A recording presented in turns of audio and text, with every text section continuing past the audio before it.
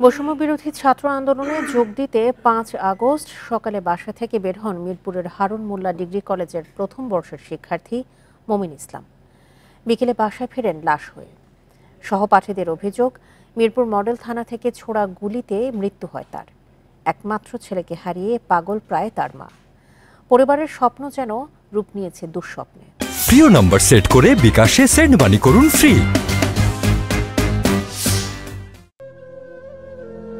দাফনের ১৬ দিন পেরোলেও সন্তানের শোকে পাগল প্রায় মা রোমেনা বেগম। ক্ষণিক পরপর কেঁদে উঠছেন। বৈষম্য বিরোধী ছাত্র আন্দোলনে যোগ দিতে গত ৫ আগস্ট সকালে বাসা থেকে বের হয় হারুন মোল্লা ডিগ্রি কলেজের প্রথম বর্ষের শিক্ষার্থী মমিন ইসলাম। বিকেল ৫টায় মায়ের কাছে খবর আসে ছেলে আর নেই। সহপাঠীদের অভিযোগ, স্বৈরাচারী সরকারের পতনের আনন্দে মিরপুর ১০ নম্বর গোল চত্বরে জড়ো হয় শিক্ষার্থী জনতা। এ সময় একটি গুলি পাঁজর ভেদ করে মোমেনের। উদ্ধার করে সোহরাওয়ার্দী হাসপাতালে নেয়ার পথে মৃত্যু হয় তার। পুলিশ টিয়ার সেল মারে, বিভিন্ন গোলাগুলি চলতেছে, অতর্কিত গুলি করতেছে। তারপর আমরা ছত্রভঙ্গ হয়ে যাই। ২ নম্বর মিরপুর থানার ছাদ থেকে পুলিশ গুলি করতেছিল। ওই টাইমে ওভারব্রিজের নিচে মমিন দাঁড়িয়ে ছিল। ওই টাইমেই মমিনের এইখানে এসে গুলিটা লাগে।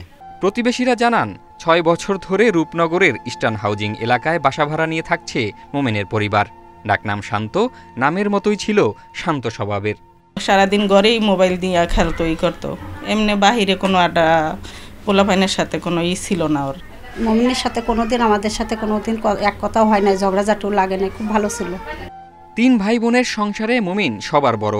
পড়াশোনা শেষে পরিবারের সচ্ছলতা ফিরিয়ে আনবেন এমন স্বপ্ন ছিল বাবা মায়ের।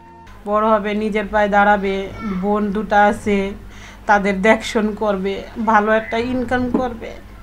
একটা ছেলে বড় হয়েছে, তার ভবিষ্যৎ সে নিজে গড়বে, কি আমরাও করে দেব, এই আশা তো সব বাপ মারই থাকে, কিন্তু সে আশা তো হলো না।